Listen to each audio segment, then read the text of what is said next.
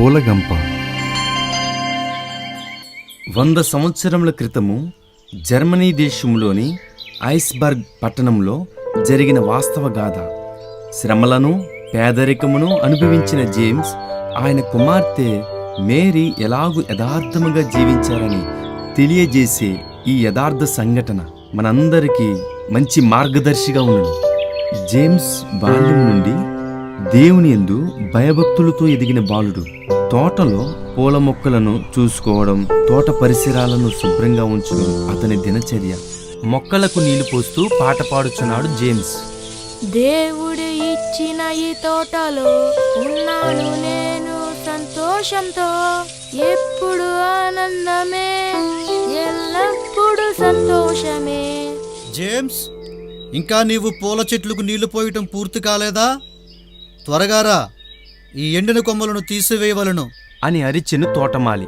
James ఒక నిరుపేద అనాథ బాలుడైనను అతని తల్లిదండ్రులు వారు చనిపోవటకు ముందు ఒక విశ్వాసము గల ప్రార్థనా వీరునిగా పెంచియుండిరి. ప్రభువునకు భయపడి యథార్థముగా జీవించెను. తోటమాలి తన చేత ఎక్కువ పని చేయించుచుండినను సనుగు కొనక పనులన్నిటినీ చేయుచుండెను. జేమ్స్ చురుకుదనము అందరిని ఆకర్షించెను. క్రీస్తును ప్రేమించు అందరితో స్నేహముగా ఉండెను. జేమ్స్ మంచి నడవడికను చూచిన ఆ తోట యజమాని తన భవనంలోనికి పిలిచి తన పిల్లలతో కలిసి చదువుకున్నట్టుకు జేమ్స్కి అవకాశం కలిగజేయించెను. యజమాని కుమారుడును జేమ్స్ను మంచి స్నేహితులైరి. నా చదువు పూర్తయినది, నేను విదేశమునికి వెళ్తున్నాను, నీవు కూడా నాతో రా అనెను యజమానుని కుమారుడు. ఎన్నడూ చూడని స్థలములు, వ్యత్యాసమైన ప్రజలు, క్రొత్త అలవాట్లు, విదేశీ ప్రయాణము వలన జేమ్స్ అనేక క్రొత్త విషయములను తెలుసుకునేను. యజమాని కుమారుని శ్రద్ధగా చూచుకునేను. స్వదేశమునకు చేరిన వెంటనే యజమాని జేమ్స్ని పిలిచెను. జేమ్స్, నీవు ఉత్తముడువు యథార్థవంతుడువును గనుక వియన్నలోనున్న నా భవనమును చూసుకునే బాధ్యత నీకు అప్పగించుచున్నాను. అయ్యా, దయచేసి నన్ను క్షమించండి. ఇంత గొప్ప బాధ్యత నాకు వద్దు. ప్రస్తుతమున్న పనియే చాలును అని జేమ్స్ చెప్పాను. సరే, నా ప్రేమకు గుర్తుగా ఈ పట్టణమునకు సమీపములో నున్న ఒక ఇంటిని తోటను నీకు బహుమానముగా ఇస్తున్నాను. ఇంటి చుట్టూనున్న మొక్కలు జేమ్స్కి ఎంతో సంతోషమును కలిగించెను.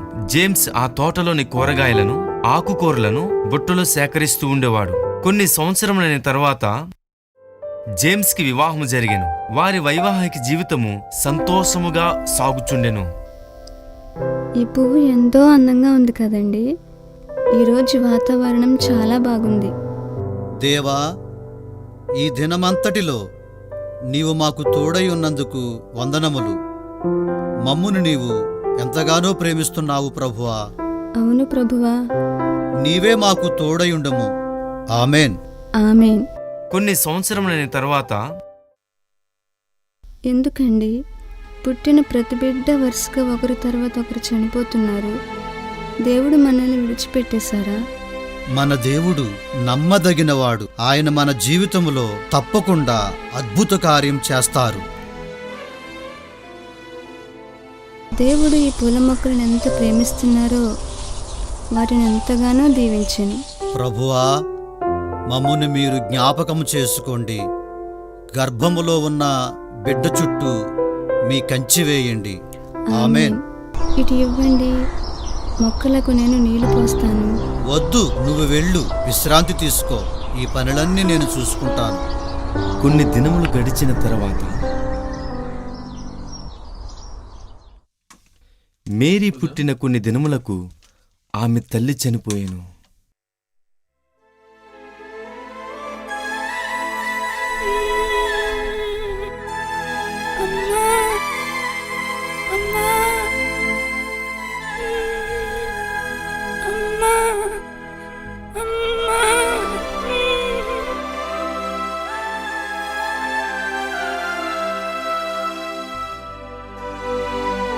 ఎస్సయ్యా, ప్లీజ్ ఎస్సయ్యా, అమ్మ కావాలి ఎస్సయ్యా. ఎస్సయ్యా, ప్లీజ్ ఎస్సయ్యా, ప్లీజ్ ఎస్సయ్యా, అమ్మ కావాలి ఎస్సయ్యా, అమ్మని చూడాలి ఎస్సయ్యా. మేరీని ఎంతో ప్రేమతో కంటి పాప వలె పెంచెను. అదే సమయంలో అతి గారాభం చేయక క్రమశిక్షణలో పెంచెను. తన తల్లిదండ్రులు తనకు నేర్పిన ప్రకారము జేమ్స్ మేరీకి క్రీస్తును గూర్చి బోధించెను. మంచి అలవాట్లను నేర్పించెను. ప్రభువును విశ్వసించుటయు ప్రార్థించుటయు అత్యవసరమని నొక్కి చెప్పెను. అమ్మా ఎక్కడున్నావు అమ్మా? అమ్మా ఎక్కడున్నావు అమ్మా? కనిపించట్లేదమ్మా. అమ్మా ఎక్కడున్నావు అమ్మా?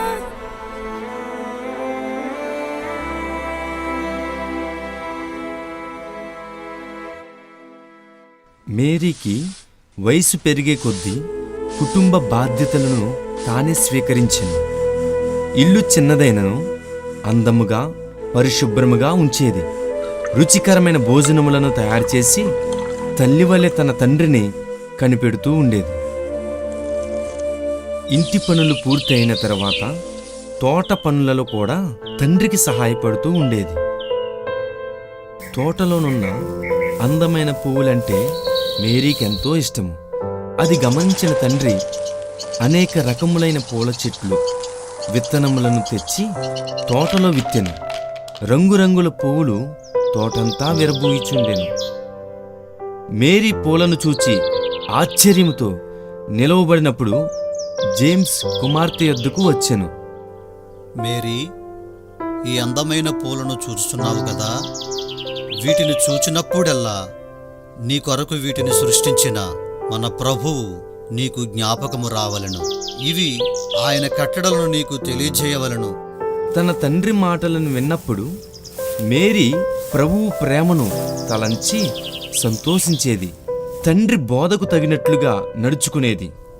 ఓ కోయిలా నీ పాటిలా నాకు వినిపించింది. సువాసన ఇచ్చే ఈ పూలలో ప్రభు సృష్టి కనిపించింది.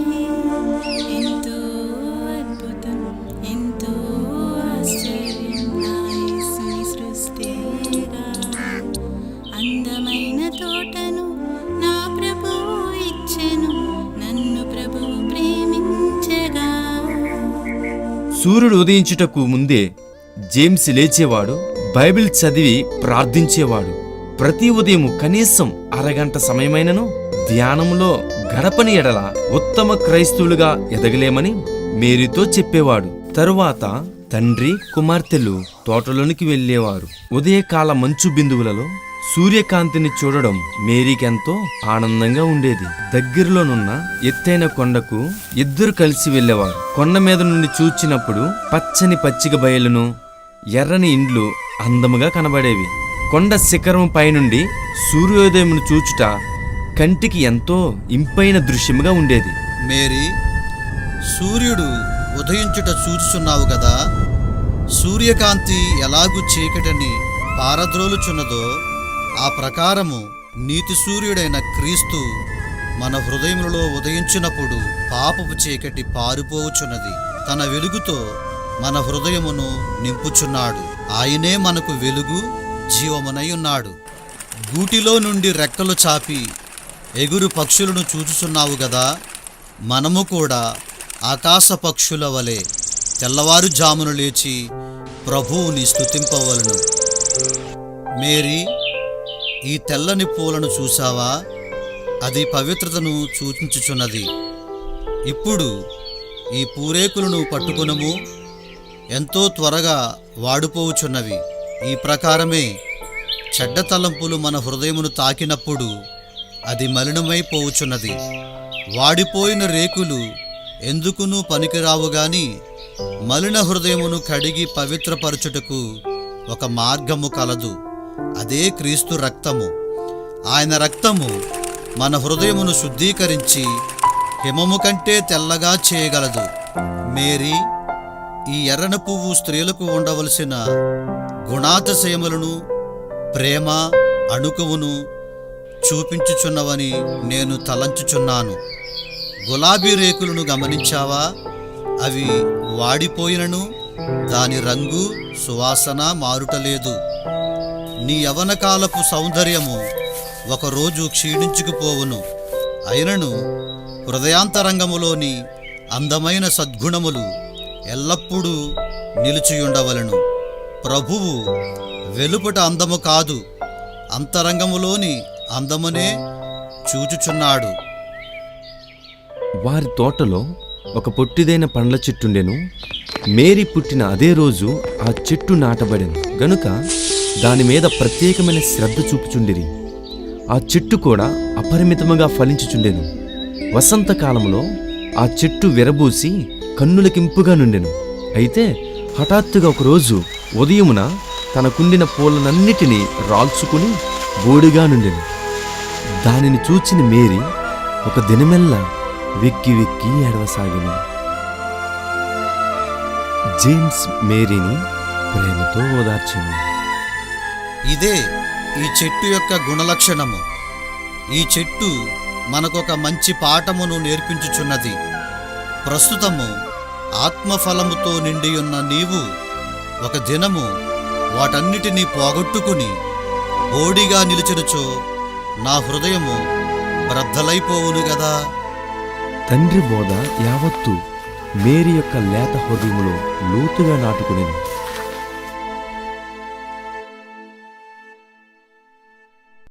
మేరీ, నీ కొరకు ఈ అందమైన గంపను నేనే అల్లాను. ఈ పూలగంప చాలా అందంగా ఉంది డాడీ. ఈ 2 పూలగుత్తులు ఎంతో అందముగా ఉన్నవి. ఒకటి నా తండ్రికి ఇచ్చి రెండవది నేను దాచుకుంటాను. అయితే అనుకునని రీతిగా ఆమె తిరిగి వచ్చే మార్గంలో ఐస్బర్గ్ యజమానురాలు ఆమె కుమార్తెను కలుసుకునవలసి వచ్చెను. ఐస్బర్గ్ యజమానుడు తన తండ్రిని ప్రేమించి ఆదరించుట మేరీకి తెలుసు. ప్రస్తుతం వారున్న తోటయు ఇల్లును వారిచ్చినవే. అంతలో యజమానురాలి కుమార్తె ఎమిలియా మేరీ చేతిలో ఉండిన పూలగుత్తులను చూచెను. వాటి అందమును చూచిన ఎమిలియా ఆశపడెను. ఆమెకు కూడా మేరీ వలె పువ్వులంటే ఎంతో ఇష్టము. మేరీ ప్రతిరోజు ఆ తోటలోని పూలతో పూలగుత్తి ఒకటి తయారు చేసి ఎమిలియాకు బహుకరించేది. అందువలన మేరీకి ఎమిలియాకు మంచి స్నేహము ఏర్పడెను. ధన్యవాదములు మేరీ. మేరీ, మీ తోట ఎంతో అందముగా ఉంది. ఎమిలియా పుట్టినరోజు వచ్చెను. మేరీ ఆమెకొక బహుమానంను ఇవ్వగోరెను. దీర్ఘముగా ఆలోచించిన తరువాత ఒక నిర్ణయమునకు వచ్చెను. ఇంతకు ముందు జేమ్స్ మేరీకొక చక్కటి పూలగంపను బహుకరించియుండెను.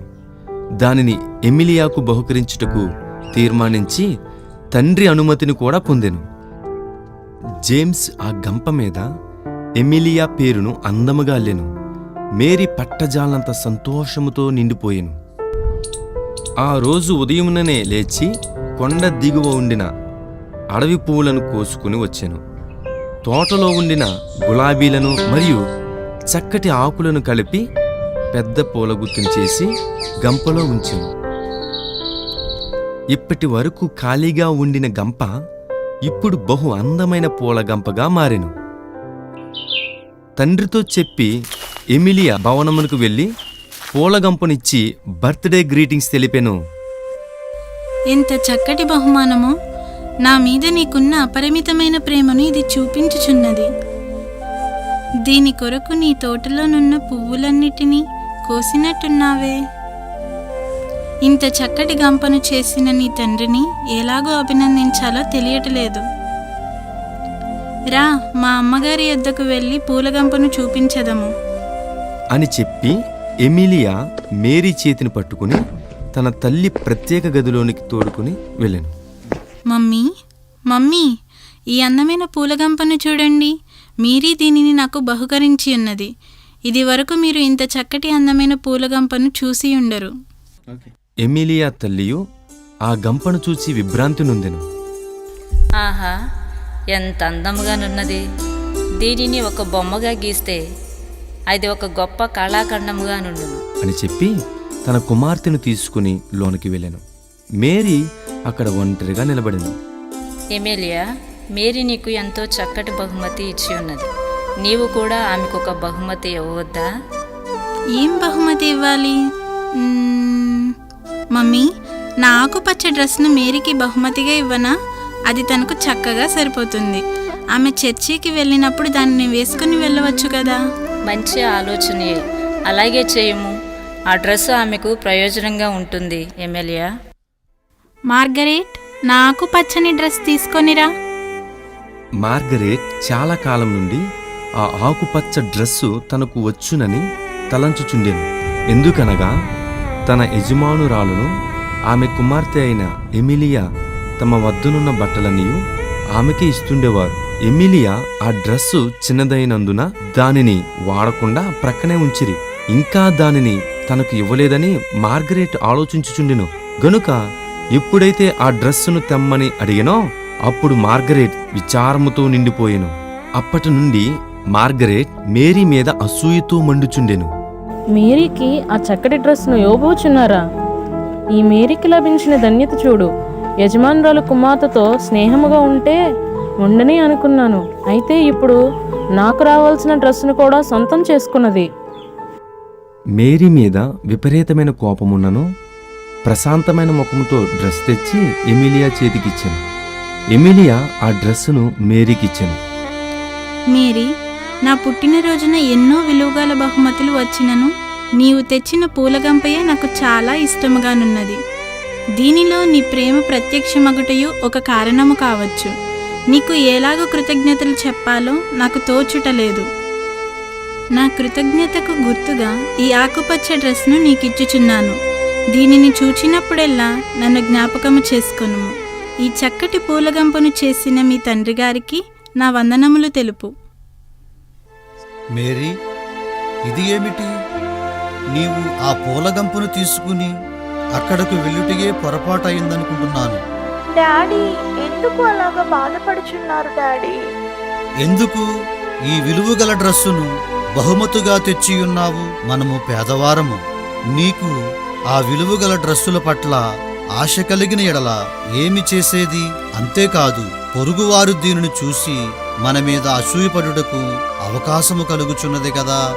మేరీ, ఎప్పుడునూ బట్టలు, నగలు, వస్తువుల మీద ఆశ పెట్టుకొనవద్దు.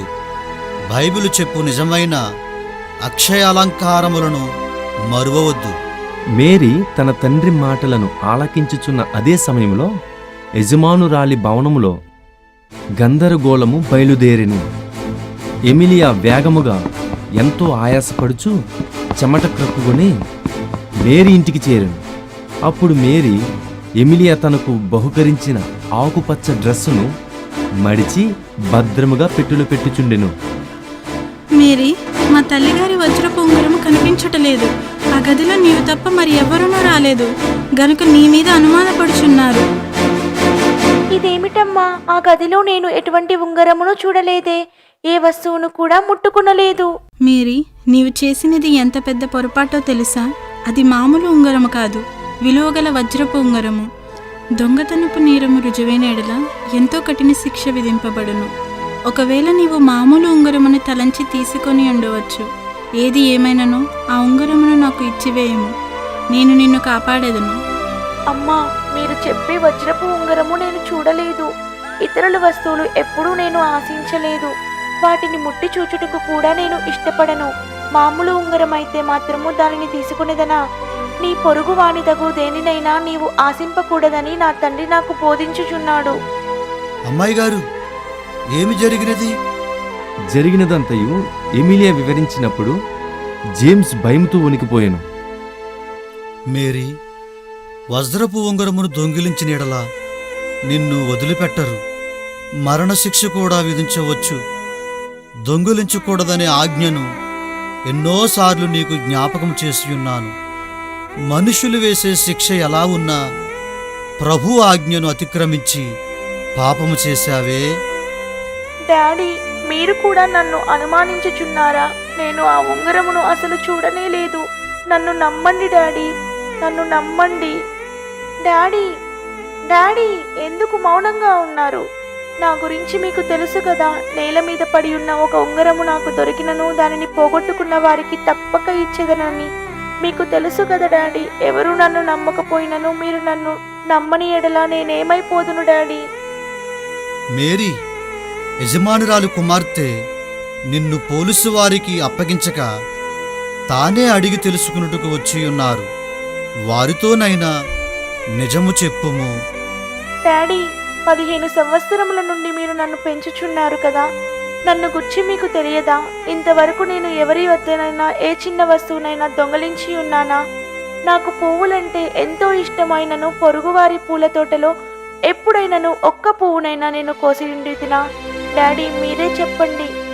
మేరీ, వేదనతో నేను మరణించున్నట్లు చేయకు.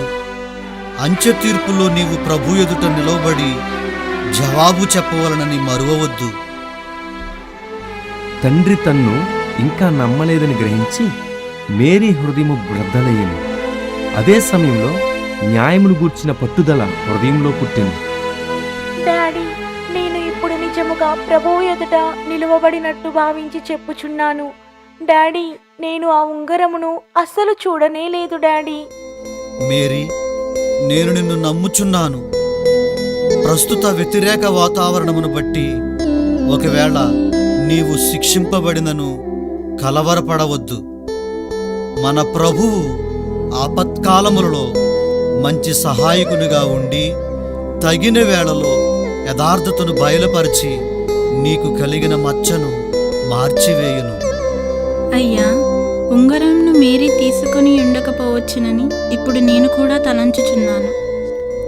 అమ్మా, బాధపడవద్దు. ప్రభువునందు గల విశ్వాసమును విడవవద్దు. నిన్ను అరెస్టు చేసి విచారణలో నిలబెట్టినను భయపడక జవాబు చెప్పుము. బెదిరించినను యథార్థమే పలుకుము. అబద్ధము చెప్పవద్దు.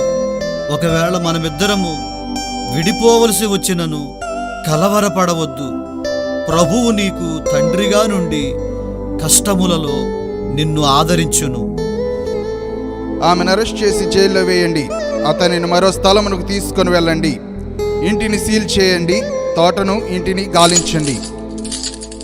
చెరసాలలో వేయబడిన మేరీ స్పృహలేనిదై గడ్డి మీద పడి ఉండేది. బాధ కలిగినప్పుడు ఆమెకు స్పృహ వచ్చెను. హఠాత్తుగా మేలుకొనెను. దేవునికి ప్రార్థింపసాగాను. ప్రభువా, నేనిప్పుడు ఏ స్థితిలో ఉన్నానో నీకు తెలుసు. నేను తప్పు ఏమీ చేయలేదని మీరెరుగుదురు. మీరే సహాయకులై ఉండి నా కన్నీటిని తుడిచి నన్ను ఈ శ్రమలో నుండి కాపాడి రక్షించండి ప్రభువా. డాడీని మీరే సంరక్షించండి ప్రభువా. దేవా, డాడీ ఇప్పుడు ఎక్కడ ఉన్నారో నాకు తెలియదు. అయితే నీకు సమస్తమూ తెలుసు. శోధనల నుండి తప్పించి డాడీని కాపాడము. నన్ను ఓదార్చి ఇంకనూ ధైర్యపరచము ప్రభువా. ఆమేన్. ప్రార్థన ముగిసిన వెంటనే ఆమె మనోదుఃఖము తొలగిపోయాను. ప్రభు తను విడువడు, ఎడబాయుడు అనే విశ్వాసము ఆమెలో విస్తరించెను. అప్పుడు గది అంతయు వెలుగు వ్యాపించి ఉండుటను గమనించిన మేరీ అటూ ఇటు తేరి చూచెను. గది గోడలపై నుండిన చిన్న కిటికీ ద్వారా వెన్నెల ప్రకాశించుచుండెను. లోనికి ప్రసరించు వెలుగును బట్టి దేవుని స్తుతించెను. చంద్రుని వెలుగు అనేక పాత సంఘటనలను జ్ఞాపకమునకు తెచ్చెను. మేరీ ఆవేదన చెందెను. వెన్నెల రాత్రులలో పూల తోటలో సంతోషముగా సంచరించిన దినములను స్మరణకు తెచ్చుకొని నిట్టూర్పులు విడిచెను. అప్పుడు మేరీ పూల సువాసన వచ్చుటను గ్రహించెను. మేరీ ఆ ఉదయము ఎమిలియా భవనమునకు వెళ్ళుచుండగా అందముగా కనబడుట కొరకు డ్రెస్సులో గుచ్చుకున్న పువ్వు నుండి ఆ సువాసన వచ్చిందని గమనించింది. ప్రభువా, ఒక్క దినములోనే ఇంత గొప్ప మార్పు జరిగినే. నేటి ఉదయము ఈ పువ్వులను పెట్టుకున్నప్పుడు నేను ఎంతో సంతోషముగా ఉంటిని. అయితే ఇప్పుడు నా వలె ఈ పువ్వులను వాడి నలిగిపోయెను. కానీ వాటి సువాసన ఇంకా క్షీణించిపోలేదు. ప్రభువా, ఎన్ని శోధనలు వచ్చినా నిన్ను వెంబడించు నా హృదయవాంఛ తొలగిపోకుండా కాపాడము.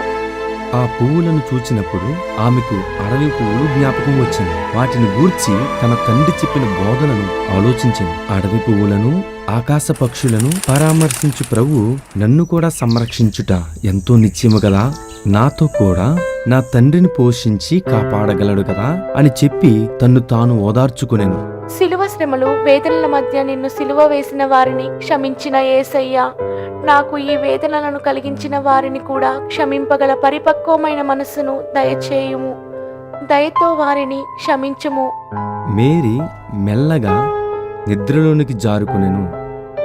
మరుసటి ఉదయమున మేరీని కోర్టుకు తీసుకుని వచ్చిరి. జరిగిన సంఘటనలు పరిస్థితులు నీవే నేరస్తురాలు అని రుజువు చేయుచున్నవి. ఆ గదిలో నీవు తప్ప మరెవరూ లేరు గనుక వేరే వారు తీసుకునే అవకాశమూ లేదు.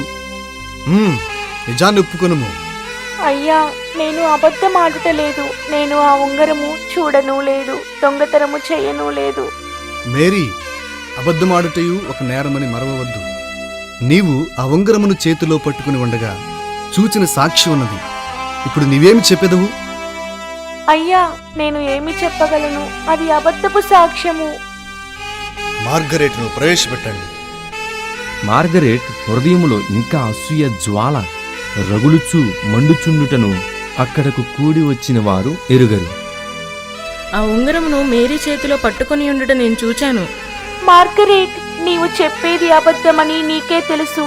ఎందుకు నీవు నా మీద నేరము మోపుచున్నావు? నేను నీకేమి కీడు చేసి తిని? లేదు లేదు, నేను నీ మీద ఊరికే నేరం మోపట్లేదు. నీ చేతిలో నేను ఆ ఉంగరం చూచాను. అలాగైతే ఎందుకు అప్పుడే నీవు యజమానురాలికి తెలియజేయలేదు?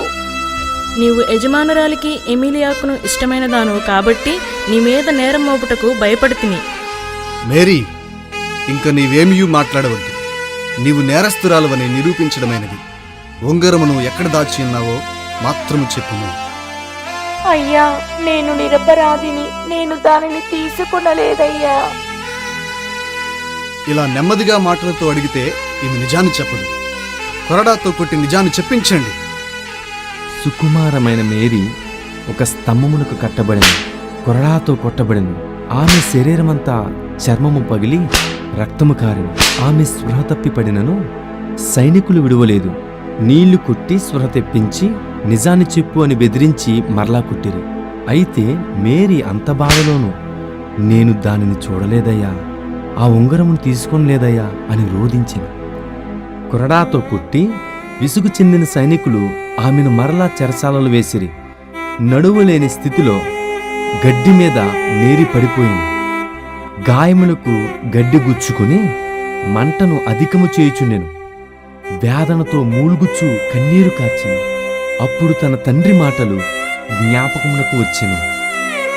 ఒకవేళ మనమిద్దరము విడిపోవలసి వచ్చినను కలవరపడవద్దు. ప్రభువు నీకు తండ్రిగా ఉండి కష్టములలో నిన్ను ఆదరించును. ఆయననే నమ్ముకొనుము అనే తండ్రి మాటలు మేరీని ఓదార్చును. అతి కష్టం మీద లేచి ఆ గడ్డి మీదనే మోకరించెను. తనతో నుండి బలపరిచి కాపాడమని ప్రభు కృప కోరి ఎక్కువ సమయం ప్రార్థించాను. సొమ్మసిల్లి అలాగే నిద్రపోయాను. ఆమె తన తండ్రిని ఎక్కువగా ప్రేమించుచున్నదని జడ్జి ఎరిగి ఉండేను గనుక జేమ్స్ను ప్రవేశపెట్టమని ఆజ్ఞాపించింది. మేరీ, నీ తండ్రిని చూడుము. నీవు తప్పును ఒప్పుకొనని పక్షమున ఆయనకు శిక్ష విధించబడును. ఆయన చంపబడుటను నీవు చూడగోరుచున్నావా? అయ్యా, ఆయనను ఎందుకు శిక్షించబోచున్నారు? ఆయన ఏ నేరము చేసెను? ఆయన ఒకవేళ ఉంగరమును దొంగిలించి మరి నిన్ను ప్రేరేపించి ఉండవచ్చు. ఆయన నన్ను ప్రేరేపించలేదు. నేను ఆ ఉంగరమును తీయను లేదు. మేరీ, నీవెందుకు ఇలాగ మొండిగా వాదించుచున్నావు? ఉంగరము ఎక్కడ పెట్టితివన్నది చెప్పుము. లేని ఎడల నీకును నీ తండ్రికి నీ మరణశిక్ష తప్పదు. గౌరవనీయులైన జడ్జి గారు, నేను దొంగలించితినని చెప్పుట సులభమే, కానీ నేను ప్రభువునకు విరోధముగా అబద్ధమాడను. చావునకు భయపడి నేను ఈ పాపము చేయను. నా మీదనే నేరము మోపబడి ఉన్నది. మీరు శిక్షించగోరినా నన్ను మాత్రమే శిక్షించండి. నా తండ్రిని ఏమీను చేయవద్దు. ఇది నేనే వినయముతో చేయు విన్నపము. తాను ఉంగరమును అసలు చూడలేదని మేరీ పట్టుదలతో చెప్పుట వలన ఏమి చేయాలని జడ్జికి తోచలేదు. 3 దినముల నుండి విచారణ జరిగినను నిజము బయటపడలేదు. మేరీ చెప్పేది నిజము కావచ్చని జడ్జి తలంచినను ఉంగరమును దొంగిలించినదెవరని కనుగొను వరకు మేరీని విడుదల చేయుట అసాధ్యము. అంతేకాదు, మేరీకి విరోధముగా బలమైన సాక్షులుండిరి. ఏమి చేయాలో అర్థం కాని జడ్జి యజమానురాలిని మరలా కలుసుకునేను. మార్గరేట్ను కూడా తిరిగి విచారించిరి. వారిద్దరూ మేరీ మీద తప్పును మోపిరి. జేమ్స్, నేను న్యాయముగా విచారణ జరిగించుటయో నీ విరుగుదువు. నీ కుమార్తె తన నేరమును ఒప్పుకొనటలేదు. అయితే మేరీ నేరస్తురాలని యజమానురాలును మార్గరేటును గట్టిగా చెప్తున్నారు. సాక్ష్యాధారములను బట్టి మన దేశ చట్ట ప్రకారము మేరీకి మరణశిక్ష విధించక తప్పదు. కాని ఆమె తన నేరమును ఒప్పుకొని ఉంగరమును తిరిగి ఇచ్చిన ఎడల ఆమె చిన్న వయస్సును ఎత్తిచూపి నేను మేరీని విడుదల చేయగలను. మేరీ తాను చెప్పిన వాటినే చెప్పుచున్నది గనుక నీవు వెళ్ళి ఆమెను కలుసుకున్నటకు అనుమతినిచ్చుచున్నాను. మేరీకి నచ్చజెప్పి ఉంగరమును గూర్చిన వాస్తవమును తెలుసుకొని రమ్ము. మేరీ నీ మాటకు లోబడవచ్చు. రాత్రివేళ మేరీ ఉంచబడిన చెరసాల్లోనికి జేమ్స్ను తీసుకుని వెళ్ళిరి. అతని చేతికి చిన్న దీపము ఇవ్వబడెను. మేరీ బంధించబడి ఉండిన గదిలోనికి వెళ్ళిన జేమ్స్ నేలపై గద్దె మీద పండుకునిన తన ప్రియ కుమార్తెను చూచి ఎంతో ఆవేదన చెందెను. ఎండిన రొట్టె ముక్కయు ఒక కూజాలో నీళ్లును ఆమెకు ఆహారముగా ఉంచబడెను. కొన్ని దినముల క్రితము వరకు యవ్వన సౌందర్యముతో ప్రకాశించిన ముఖముతో నుండిన తన కుమార్తె అయిన ఈమె చిక్కిపోయిన దేహము, చినిగిపోయిన వస్త్రము, శరీరమంతా దెబ్బలు. మేరీ, ఇది నీకొక పెద్ద శోధన. కొన్ని దినములలోనే ఇంత పరితాపకరమైన స్థితికి వచ్చావే. ఇంకా వారు నిన్ను ఏమేమి చేయుదురో, నీకు మరణశిక్ష కూడా విధించవచ్చు. దానికి నీవు సిద్ధముగా నుండవలను. డాడీ, నేను నా మరణమును గుర్చి భయపడుటలేదు. మీకు ఏ శిక్షయు పడకూడదు డాడీ. జడ్జి నాతో నీకును మరణశిక్ష విధించదని చెప్పిరి. భయపడవద్దు మేరీ, వారు నన్నేమీ చేయరు. నిన్ను బెదిరించుటకు ఒకవేళ అలాగు చెప్పి ఉండవచ్చు గాని నీకు మరణశిక్ష తప్పదు.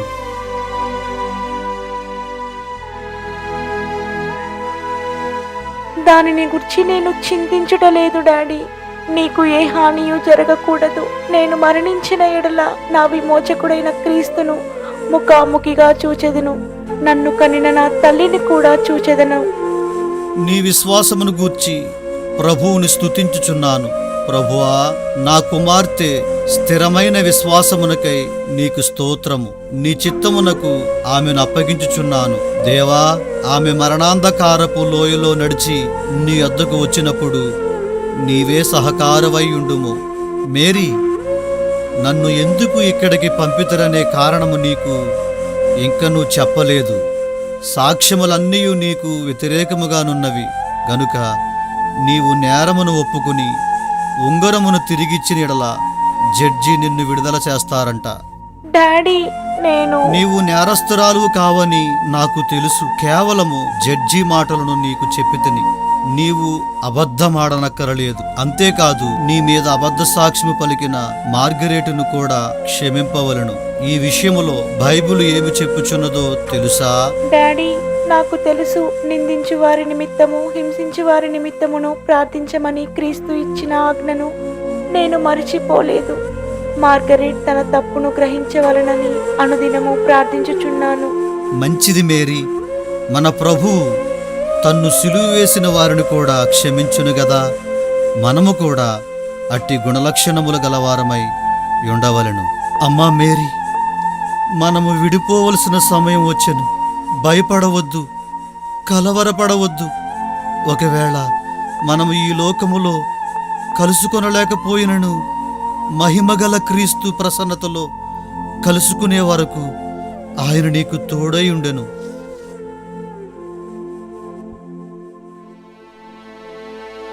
మేరీ మీద మోపబడిన నేరము విచారణ గూర్చిన వార్త పట్టణమంతా వ్యాపించింది. వారు అనేకులు జేమ్సును మేరీని ఎరిగిండిరి. వారి ఎడల మంచి గౌరవము కలిగిండిరి. అందువలన మేరీకి ఒకవేళ మరణశిక్ష విధింపబడవచ్చునని భయపడిరు. ఎమిలియా తండ్రి కూడా మేరీ నిరపరాధి అని చెప్పుకున్నటకు ఏదైనా అవకాశమున్నదా అని జడ్జిని సంప్రదించింది. అయితే చట్ట ప్రకారము మేరీ నేరస్తురాలని రుజువాయను. మేరీ నేరస్తురాలని ఏమాత్రమూ సందేహం లేకుండా నిరూపించబడెను. అయినను ఆమె యొక్క మునుపటి మంచి ప్రవర్తనను బట్టి, యవన వయస్సును బట్టి ఆమెకు మరణశిక్ష విధింపక ఆమెను దేశం నుండి బహిష్కరించబడవలనని తీర్పు ఇచ్చుచున్నాను. వీరి ఇరువురి ఆస్తులను జప్తు చేయుచున్నాను. అయితే ఎమీలియా ఈ క్రూరమైన శిక్షను బట్టి కన్నీరు కార్చెను. తన జన్మదిన సందర్భముగా చక్కటి పూలగంపను తెచ్చి బహుకరించిన మేరీకి ఇట్టి శిక్ష విధింపబడినని ఆవేదన చెందెను. కోర్టు నుండి ఇంటికి వెళ్ళిన వెంటనే ఆ పూలగంప కంటబడెను. మార్గరేట్ను పిలిచి ఆ పూలగంపను తీసుకుని వెళ్ళి పారవేయమని ఆజ్ఞాపించెను. మార్గరేట్ హృదయమందుండిన ద్రోహ తలంపులు ఇంకనూ మారలేదు. ఆమె ఆ గంపను తీసుకుని తిన్నగా మేరీ ఇంటికి వెళ్ళెను. ఆ సమయంలో పోలీసు వారు మేరీని జేమ్స్ను దేశ బహిష్కరణ చేయుటకు సిద్ధపడుచుండిరి. ఇదిగో నీవిచ్చిన బహుమానము.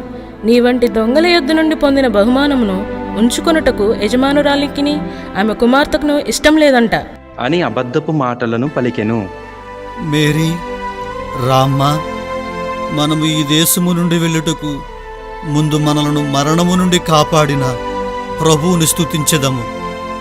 ప్రేమ కలిగిన తండ్రి, మమ్మును విడవక మాతో కూడా నుండి మమ్మును సంరక్షించుచున్నందుకై నీకు స్తోత్రము. మరణశిక్ష నుండి మేరీని అద్భుతంగా తప్పించినందుకై నీకు కృతజ్ఞతాస్తుతులు చెల్లించుచున్నాము. రాకపోకల యందు తోడయుండి మమ్ములను పరామర్శించు పరమతండ్రి, ఇప్పుడు మేము ఈ ప్రాంతము నుండి బయలుదేరుచున్నాము. క్రొత్త ప్రాంతములో నీ కృపచేత మమ్మును ఆదరించుము. మరలా మేమిద్దరమును కలిసి ఉండుటకు అవకాశమిచ్చినందుకై నిన్ను స్తుతించి ఇంతటితో ఈ ప్రార్థనను ముగించుచున్నాను. ఆంటోనీ యజమానుని యొక్క కుమారుడు. జేమ్స్, నిన్ను దేశ బహిష్కరణ చేసిన సంగతి విని ఆవేదన చెందాను. నీ వృద్ధాప్యంలో అలవాటైనటువంటి ఈ స్థలమును విడిచి వెళ్ళుట బాధాకరముగా ఉంది.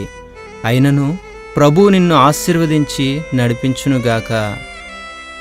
అవును, ఆయన ఏలుబడి క్రిందనున్న ఈ భూమి మీద ఎక్కడైనా చిన్న స్థలమును మా కొరకు ఆయన సిద్ధము చేసియే ఉంటాడు. మీ సమస్తమును జప్తు చేసినట్లుగా విన్నాను. మార్చుకొనుటకు మీకు బట్టలు తీసుకొనుటకు కూడా అనుమతించలేదని విన్నాను. అడవి పువ్వులకు మహిమను ధరింపచేయువాడు మాకును బట్టలను ధరింపచేయును. దారి ఖర్చులకు మీ వద్ద డబ్బు ఉన్నదా? లేదు. అయితే మంచి మనస్సాక్షి వెండి బంగారముల కన్నా శ్రేష్టమైనది గదా. ఈ పూలగంప తప్ప వేరేమీ మీ వద్ద లేవా? ఎందుకు లేవు? ఈ చేతులు చాలవా? దేవుని దీవులను బట్టి కొన్ని వేల గంపలను అల్లగలను. నేను సోమరుగా నుండకూడదని నా తండ్రి నాకు నేర్పించిన కళ ఇది. ఇదే నా గొప్ప సొత్తు. మంచి మనస్సాక్షి, ఆరోగ్యము, యథార్థమైన వృత్తి, ఇదే మానవుడు ఆశించి పొందవలసిన ధనమని నా తండ్రి తరచుగా చెప్పేవాడు. నీవు చెప్పినదంతా మంచిదే. చేతి వృత్తి నేర్చుకొనిన వారు ఎక్కడైనా బ్రతకగలరు. అంతేకాదు, నీకు తోటమాలి పని కూడా వచ్చు. అయినను ఈ డబ్బు సంచిని నీ దగ్గర ఉంచుకో. ఈ డబ్బు నాకు వద్దు. ఇది యజమానునికి చెందినది. కాదు, కట్టెల తాలూకా డబ్బును నేను ఆయనకు ఎప్పుడో ఇచ్చివేసి తిని. ఇదంతా నా డబ్బే. నీకు సహాయపడుటకు ఈ డబ్బుని నీ యొద్ద ఉంచు. ఇది నాదే. యేసు ప్రభువే నీకు దీనిని ఇచ్చుచున్నట్లుగా తలంచి తీసుకో. అలాగైతే తీసుకుంటానండి. ప్రభువు మిమ్మల్ని దీవించునుగాక. మేరీ, చూశావా, మనము బయలుదేరుటకు ముందే మన ప్రభువు మనకు అవసరమైన సహాయము పంపుచున్నాడు. వారు మాటలాడుచుండగా నేను ఆలకించదనని వాగ్దానం చేసిన దేవా, నీకు స్తోత్రము. ఇప్పుడు మేము నీ మీద పూర్ణ విశ్వాసముతో సాగిపోవుచున్నాము. నా స్నేహితుడా, వెళ్ళిరా. మీరు నిరపరాధులు. సత్యము ఒక రోజున బయటకు వచ్చును.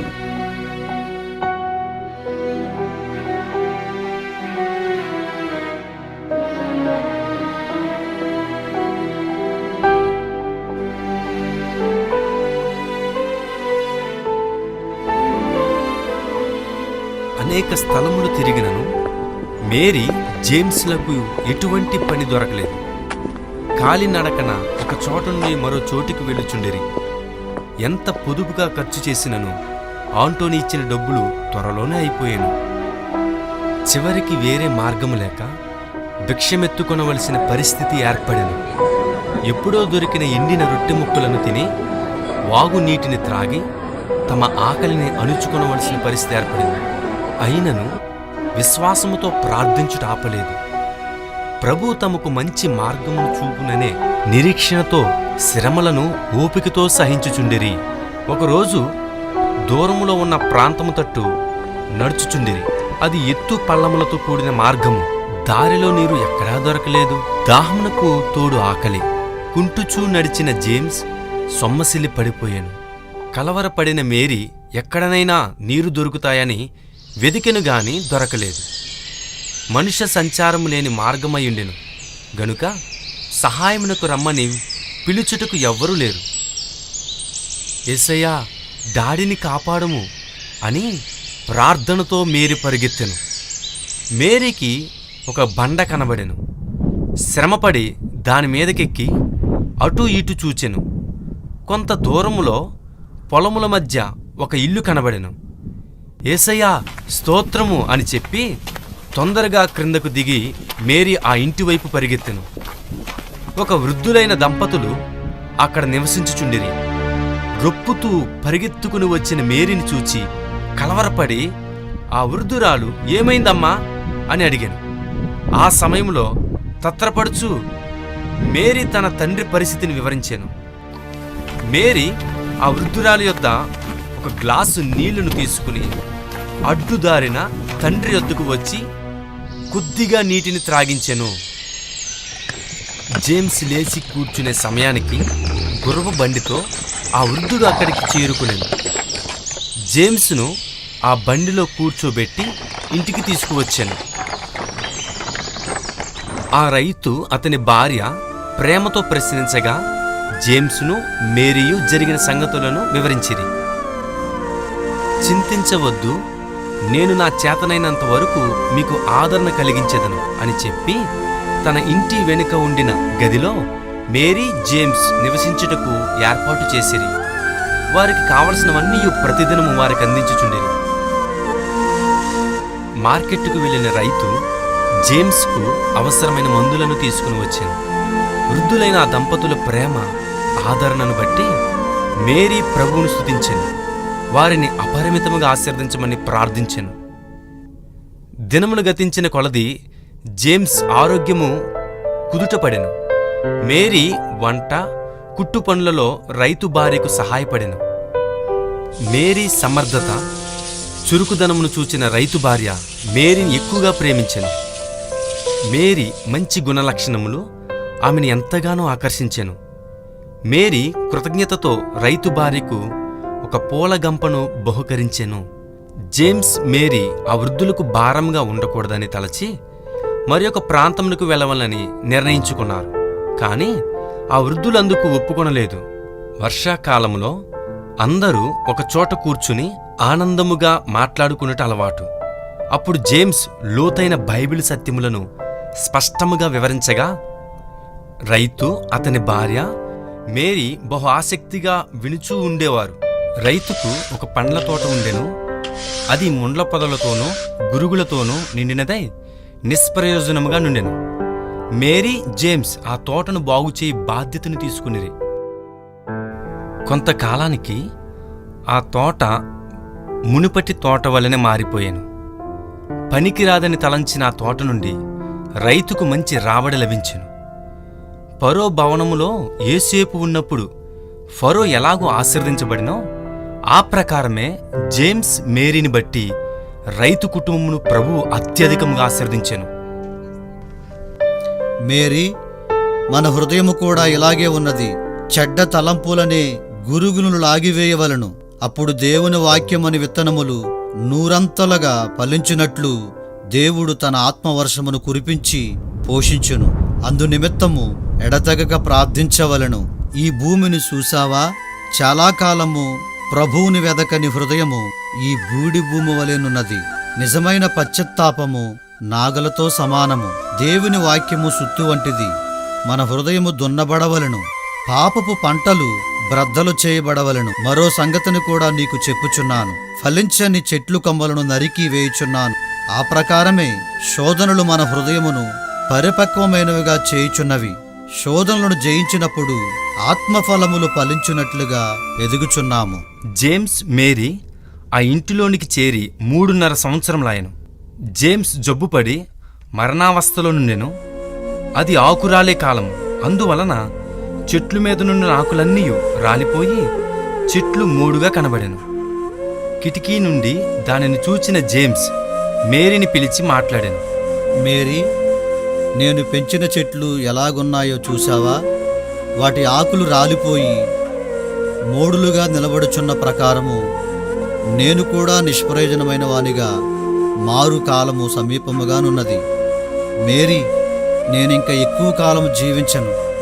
దీనిని నీవు తెలుసుకునుట మంచిది. మేరీ, ఏడవద్దు. నేల మీద విత్తబడిన విత్తనము చచ్చినట్లు కనబడినను అది మరలా జీవము పొందుచున్నది. మొలకెత్తి వేరుపారి ఫలించుచున్నది. ఆ ప్రకారమే మనము మరణించినను పునరుద్ధానమందు తిరిగి సజీవులముగా లేచి క్రీస్తు ప్రసన్నతలో నిలిచెదము. కాబట్టి మరణము మనకు పరలోకమునకు వెళ్ళి ద్వారమే గాని మనము భయపడవలసినది కాదు. ఎందుకనగా క్రీస్తు మరణమును జయించి మనకు నిత్యజీవమును గూర్చిన నిశ్చయతను కలిగించియున్నాడు. అందుకై ఆయనను స్తుతించెదము. శీతాకాలము ప్రారంభమాయెను. ఎటు చూచినను భూమి తెల్లని హిమముతో నిండియుండెను. ఐస్ గడ్డల మీద ప్రయాణము చేయుటకు ప్రత్యేకంగా చేయబడిన బండిని తీసుకుని వెళ్ళిన రైతు డాక్టర్ను ఇంటికి తీసుకుని వచ్చాను. జేమ్స్ను పరీక్షించిన తర్వాత ఆయన దుఃఖముతో నిండిపోయాను. ఈయనకు ఊపిరితిత్తుల్లో నిమ్ము చేరి ఉన్నది. వయసు కూడా పెద్దది కనుక ఎక్కువ రోజులు బ్రతకడం కష్టమే. రాత్రింబవళ్ళు తండ్రి మంచం యొద్దనే ఉండి మేరీ ఆయనను పరామర్శించెను. భోజనం తినిపించెను. ఆయన కోరినప్పుడు ఆదరణ కలిగించు మాటలను బైబిల్ నుండి చదివి వినిపించెను. అయినను తాను జీవనాధారము కొరకు చేయు పనులను మానక ప్రయాసపడి సంపాదించెను. ప్రేమగల ప్రభువా, నీకిష్టమైతే నా తండ్రి ఆయుష్కాలమును పొడిగించుము అని తరచుగా ప్రార్థించెను. జేమ్స్ ఆరోగ్యము కుదుటపడినట్లు అనిపించినను మరలా దగ్గు వచ్చుటను బట్టి మంచము పట్టెను. అతడు తన్ను తాను సంపూర్ణముగా దైవచిత్తమునకు అప్పగించుకునెను. తండ్రి చివరి దశలోనికి చేరినని గ్రహించిన మేరీ పాస్టర్ గారిని తీసుకుని వచ్చాను. ముగ్గురును కలిసి ప్రార్థించేవారు. ఇలాగు కలుసుకునుట మేరీని బలపరిచెను. ఒక దినము సాయంకాలము జేమ్స్ మరింత బలహీనుడై ఉండుటను పాస్టర్ గారు గమనించాను. అయ్యా, నేనిక మీదట ఎన్నో దినాలు బ్రతకను. ఒక్కసారైనను సంగారాధనలో పాల్గొని ప్రభురాత్రి భోజనము తీసుకునవలనని ఆశించుచున్నాను, గాని లేచి నిలువలేకపోవచున్నాను. అతని కోరికను నెరవేర్చుటకు తీర్మానించిన పాస్టర్ గారు మరుసటి రోజున సంఘమును జేమ్స్ ఇంట్లోనే సమావేశపరిచెను. కొన్ని కుటుంబములతో పాటు రైతు అతని భార్యయు పాల్గొనిరి. అందరి హృదయములు కదల్చబడినట్లుగా పాస్టర్ గారు ప్రసంగించిరి. జేమ్స్ కోరిక నెరవేరెను. డాడీ ఆరోగ్యము మరలా కుదుటపడునా అని మేరీ దుఃఖముతో అనెను. మేరీ, ఇది జరగడం అసాధ్యం. నీవే నీ మనస్సు దృఢపరుచుకోవాలి. ఆయన స్థితిని చూస్తే మరలా చెట్లు చిగురించే వసంతకాలాన్ని ఆయన చూడగలడా అనేది సందేహంగా ఉంది. ఒకరోజు ఇంటి కిటికీలను తెరచిన మేరీ చెట్లన్నీ చిగిరించియుండుటను చూచెను. చెట్లు కూడా చిగురించుచున్నవి. అయితే నా తండ్రి మాత్రము అలాగే క్షీణించి నశించిపోవునా? ఛీ, ఇదేమిటి? విశ్వాసము లేకుండా ఏదేదో మాట్లాడుచున్నాను. డాడీ దేహము శిథిలమైపోయినను క్రీస్తు రాకడలో మహిమగల శరీరముతో తప్పక లేచును కదా అని తన విశ్వాసమును వ్యక్తపరిచెను. మరుసటి ఉదయమున జేమ్స్ పడక మీదనే ప్రాణం విడిచి ప్రభు సన్నిధి చేరెను. మేరీ దుఃఖ సాగరములో మునిగిపోయాను.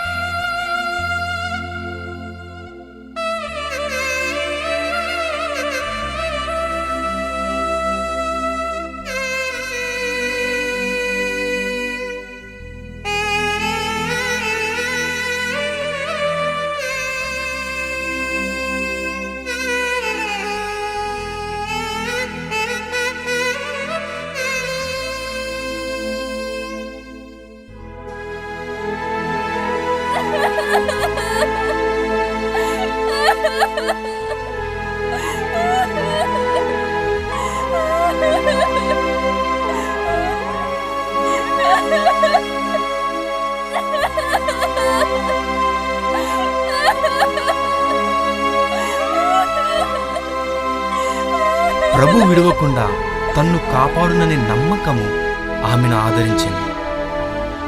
జేమ్స్ మరణించిన కొన్ని దినములలోనే రైతు ఇంటిలో గొప్ప మార్పు కలిగెను. వివాహమైన రైతు కుమారుని కుటుంబము వేరే చోటు కాపరముండిరి. హఠాత్తుగా వారి ఇల్లు ఖాళీ చేసుకుని రైతు ఇంటికి చేరిరి. కుమారుని ఒత్తిడి వలన ఇంటి పెత్తనమంతయు రైతు అతనికి అప్పగించెను. కోడలు ధనిక కుటుంబమునకు చెందినది. ఆమె అందగత్తె కూడా. అందువలన ఎవ్వరిని లక్ష్యపెట్టేది కాదు. అత్త మామయ్యలకు చేయవలసిన బాధ్యతలను చేయలేదు. వారిని ప్రేమతో పరామర్శించలేదు. వృద్ధులైన వారిద్దరికీ పెట్టే ఆహారము నిమిత్తమును ఆమె సనుగు కొనసాగెను. విరక్తి చెందిన రైతు అతని భార్యయు తమ ఇంటిని విడిచిపెట్టి మేరీ గుడిసె యొద్ద మరో గుడిసెను అమర్చుకొని దానిలో నివసించిరి. తన్ను గద్దించే వారెవరూ లేరనే అహంభావం బట్టి తన భర్తను కూడా లక్ష్యపెట్టక పనివానిగా చూచెను. వివాహమైనప్పుడు తాను తెచ్చిన ఆస్తులను బట్టియే అతడు ఉన్నత స్థితిలో ఉన్నాడని చెప్పుచుండేది. అతడు తల్లిదండ్రులను కలుసుకున్నట్టుకు వెళ్ళిన ఎడల మానక తిట్టుచుండెను. ఒక దినమున ఆమెకు తెలియకుండా తల్లిదండ్రులను కలిసి తన ఆవేదనను కన్నీటితో పంచుకునెను. కుమారుడా, మన దుర్గతికి కారణము మనమే. నీవు ఆమె అందమును చూచి ఆకర్షించబడితివి. నీ తల్లి అయితే ఆస్తిని బట్టి అంగీకరించాను.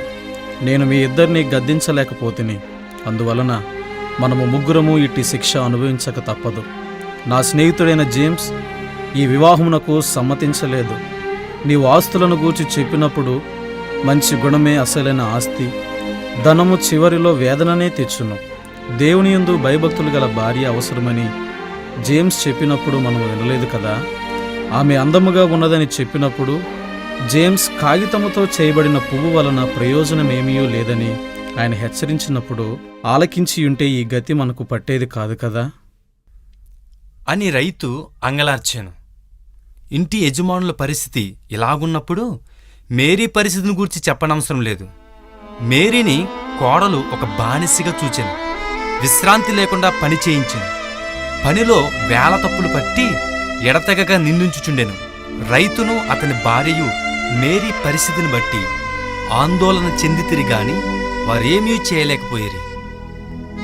బాధలను భరించలేనప్పుడు మేరీ పాస్టర్ గారి యొద్దకు వెళ్ళి తన పరిస్థితిని వివరించాను. మేరీ, నీవు చెప్పిందంతా నిజమే. నీవు అక్కడ ఉండుట కష్టతరమే. అయితే నేను నీ కొరకు మరో మంచి మార్గమును వెతుకు వరకు అక్కడనే ఓపుకుతూ ఉండుము అని పాస్టర్ గారు ఆదరించి పంపించిరి. మనోవేదన మరింత ఎక్కువైనప్పుడల్లా మేరీ జేమ్స్ సమాధి యొద్దకు వెళ్ళి అక్కడనే కూర్చుండి తండ్రి చెప్పిన నీతి బోధలను జ్ఞాపకం తెచ్చుకుని ప్రభువుకు మొరపెట్టుకొనుచుండెను. ఆ సమాధి యొద్ద ఒక గులాబీ చెట్టు నాటెను. దినములు గతించినను చెట్టు నిండా కేవలము ముళ్ళు మాత్రమే కనబడెను. ఒక్క ఆకు కూడా చిగురించలేదు. మేరీ అందును బట్టి బహుగా దుఃఖించెను. అయితే ఒక దినము మేరీ తన తండ్రి సమాధి యొద్దకు వచ్చినప్పుడు గులాబీ చెట్టు చిగురించుటను చూచి ఆనందించెను. తరువాత మొగ్గులు వచ్చెను. అవి అందమైన పువ్వులుగా వికసించెను. ఇది నా పరిస్థితిని తెలుపుచున్నట్టున్నది. ప్రస్తుతము నా జీవితమంతా ముల్లే. అయితే త్వరలో ప్రభువు నా జీవితమును వికసింపజేయును అనే విశ్వాసముతో మేరీ ఉత్సాహముగా తన పని పాటలతో సాగుచుండెను. అది జేమ్స్ పుట్టినరోజు. తండ్రి బ్రతికి ఉన్న దినములలో ఎంతో సంతోషముగా ఉదయముననే లేచి పలు రంగుల పూలను కోసి పూలగుత్తిగా చేసి బహుకరించుట మేరీకి వాడుకగా నుండెను. అయితే తండ్రి తనను విడిచిపోయినందున మేరీ దుఃఖసాగరములో మునిగిపోయాను. మేరీ తన తండ్రి కొరకు ఒక అందమైన పూలగంపను చేసి తండ్రి సమాధి మీద ఆ పూలగంపను ఉంచి ఎక్కువ సమయము అక్కడనే కూర్చుని నేను తండ్రిని జ్ఞాపకం చేసుకునేను కొలది కన్నీటి దారులు కారుచున్నాను. చీకటి పడిన తరువాత పూలగంపను అక్కడే విడిచిపెట్టి ఇంటికి చేరాను. ఒకరోజు మరలా మేరీకి గొప్ప శోధన సంభవించెను. దినమెల్లా పొలంలో ప్రయాసపడి ఇంటికి చేరిన మేరీ అలిసిపోయిండెను. అంతలో రైతు కోడలు మేరీని చూచి, నీ దొంగ చేష్టలని విడిచిపెట్టుకోలేదా? నా ఖరీదు గల ఎర్రని డ్రెస్సుని ఎందుకు తీసుకున్నావు? ఎక్కడ దాచినావో చెప్పుము అని గద్దించి అడిగాను. జరిగినదేమీ తెలియని మేరీ దిగులు చెందెను. తన మామగారైన రైతు ద్వారా మేరీకి సంభవించిన శోధనలను గూర్చి ఆమె వినియుండెను గనుక తన డ్రెస్ కనబడని తక్షణము దానిని మేరీ దొంగిలించి ఉండాలని తీర్మానించెను. అమ్మా, మీరు చెప్పుచున్న సంగతులను నేను ఎరుగను. నేను దినమంతా పొలములో పనిచేసి ఇప్పుడే వచ్చుచున్నాను. నీవే దొంగలించి ఉండాలి. ఇంతకు ముందే నీవు దొంగతనం నేరము కొరకు శిక్షింపబడిన దానవు. అప్పుడే నీకు మరణ శిక్ష విధించి ఉంటే ఇప్పుడు నా డ్రెస్సు మాయమయ్యేది కాదు. నీ బుద్ధి నిన్ను విడిచిపెట్టునా ఏమి? అమ్మా, నేను ఆ డ్రెస్ తీసుకొనలేదు. నా మాట నమ్మండి అని కన్నీటితో మేరీ గోజాడెను. అయితే ఆమె దానిని అంగీకరించలేదు. దొంగదానా, ఇక్కడ నుండి వెళ్ళిపో. ఇక మీద ఒక నిమిషం కూడా ఇక్కడ ఉండకూడదు అని ఆమె మేరీని తరిమెను. దీనిని సహించలేకపోయిన ఆమె భర్త, ఎందుకు మేరీ మీద తప్పు మోపుతున్నావు? ఆమెయే దొంగిలించిందని చెప్పుటకు ఆధారమేమి? ఆధారం కూడా కావాలా? ఈమె ఇంతకు ముందే దొంగలించిన నేరానికి దేశం నుండి బహిష్కరింపబడినది. ఆ ఆధారము చాలదా? అని ఆమె కేకలు వేశాను. ఏది ఏమైనాను ఆమెను ఎందుకు రాత్రి వేళ వెళ్ళగొట్టాలి? దినమెల్లా మన కొరకు ప్రయాసపడను గనుక రాత్రి ఇక్కడనే ఉండి తెల్లవారున వెళ్ళనిమ్ము. మీరు ఊరుకోండి, అంతా నాకు తెలుసు. ఇప్పుడు ఆమె ఇక్కడ నుండి వెళ్ళవలసిందే అని భర్తకు కోపముగా జవాబిచ్చాను. ఇక మీదట ఇక్కడ నుండుట మంచిది కాదనే నిర్ణయమునకు వచ్చిన మేరీ ఆవేదనతో తన గుడిసెకు వెళ్ళెను. తన వస్తువులు యావత్తు చిన్న మూటగా కట్టుకొని బయలుదేరెను.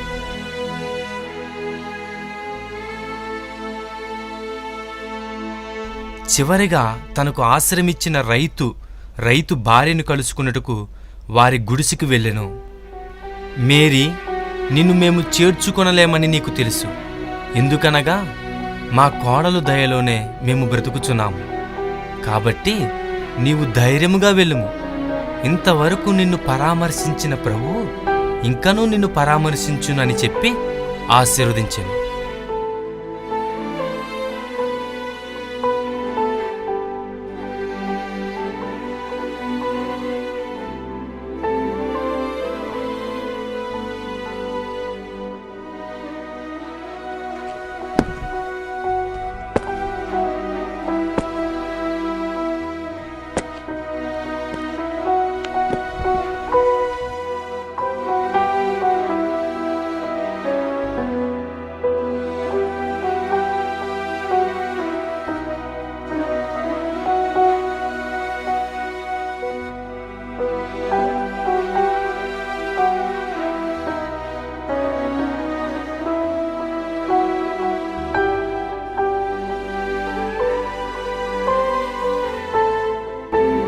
ఆ రాత్రి ఎక్కడికి వెళ్ళాలని ఒక్క క్షణము దిగులు చెందిన మేరీ తన తండ్రి సమాధి వద్దకు వెళ్ళెను.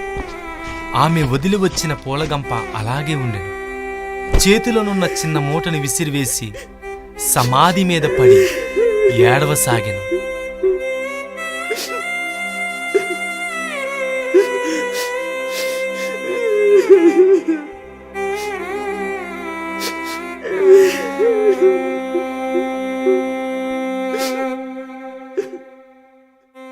డాడీ, ఈ రాత్రి వేళ నేను ఎక్కడికి వెళ్ళేదను అని ప్రలాపించిన మేరీకి తండ్రి యొక్క విశ్వాసపు మాటలు జ్ఞాపకమునకు వచ్చెను.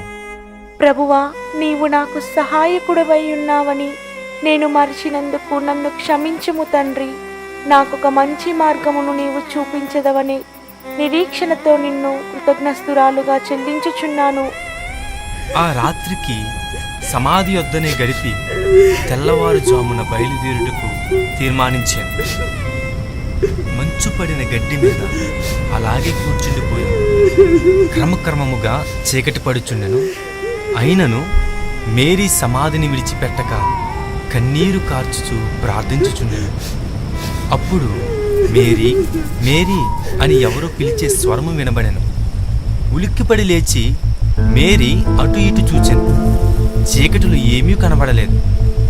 మేరీ, మేరీ అని మరలా అదే స్వరం వినబడెను. అయితే ఇప్పుడు కొంచెం సమీపంలో వినబడినట్లుండెను.